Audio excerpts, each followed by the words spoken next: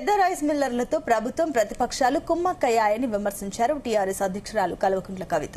పెద్ద రైస్ మిల్లర్ల నుంచి దాదాపు 4,000 కోట్ల బకాయిలు వసూలు చేయడంలో ప్రభుత్వం విఫలమైందని, కేవలం 10 లక్షల రూపాయల నుంచి కోటి రూపాయల వరకు బకాయిలున్న చిన్న మిల్లర్లను విచారణలు, అరెస్టుల పేరుతో వేధిస్తోందని కవిత ఆరోపించారు. కవితతో రా రైస్ మిల్లర్ల భేటీ జరిగింది. చిన్న మిల్లర్ల కోసం ప్రభుత్వం వన్ టైం సెటిల్మెంట్ తీసుకురావాలని ఆమె డిమాండ్ చేశారు.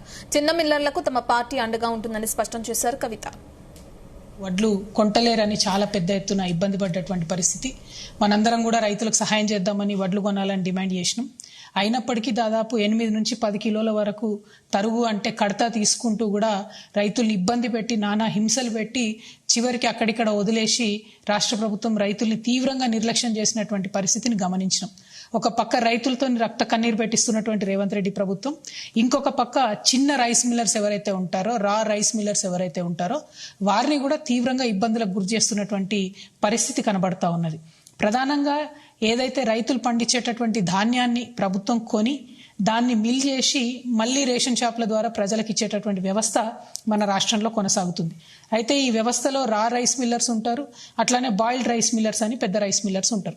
ఈ బాయిల్డ్ రైస్ మిల్లర్స్ అనేటోళ్ళు ఒక్కొక్క జిల్లాలో పెద్ద ఎత్తున రైస్ మిల్స్ పెట్టుకొని 100 కోట్ల రూపాయలతోని వ్యాపారం చేసేటటువంటి బడా వ్యాపారవేత్తలు ఉంటారు.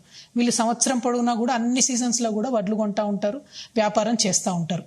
ఇప్పుడున్నటువంటి రేవంత్ రెడ్డి గారి ప్రభుత్వం ఈ పెద్ద రైస్ మిల్లర్స్ ఎవరైతే ఉంటారో, 100 కోట్లలో వ్యాపారం చేసేటటువంటి రైస్ మిల్లర్స్ ఎవరైతే ఉంటారో వారు ప్రభుత్వానికి దాదాపుగా 4,000 కోట్ల రూపాయలు బాకీ ఉన్నా కూడా వారి వైపు వెళ్ళడం లేదు, వారిని అడగడం లేదు. కానీ ఏదైతే ఈ చిన్న రైస్ మిల్లర్స్ ఉంటారో, రా రైస్ మిల్లర్స్ ఉంటారో, వాళ్ళు 10 లక్షల రూపాయల నుంచి కోటి రూపాయల వరకు ఎంత అప్పున్నా సరే దొంగల్ని చూసినట్టు వాళ్ళని చూసుకుంటూ వాళ్ళ రైస్ మిల్స్ మీద పడి ఎంక్వైరీల పేరుతో వాళ్ళని వేధించి ముసుగులేసి వాళ్ళని దొంగలను అరెస్ట్ చేసినట్టు తీసుకుపోయి